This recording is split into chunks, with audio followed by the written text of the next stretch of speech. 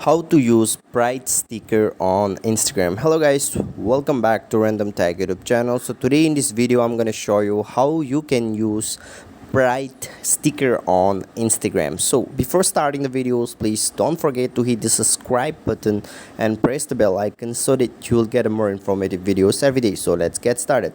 So here you can see this is my Instagram, and then after this what you have to do to get the Pride sticker, you just simply click on your sticker option, camera option, and let me just select one random picture here. And then to get the Pride sticker, that is the latest updated sticker of June, what you have to do, you have to simply tap on this option on the top.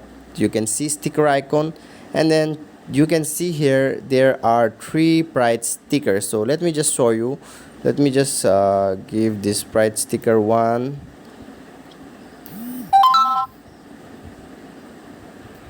2, and 3. So here I'm done. You can use any one of the sticker, and then you have to simply click on send to option and send. Done. Not now. And you can see here my rainbow ring. You can see here my rainbow ring. So this will help you out, I guess. This is how you can use Pride sticker, and also you can get rainbow ring on your Instagram story. Thanks for watching.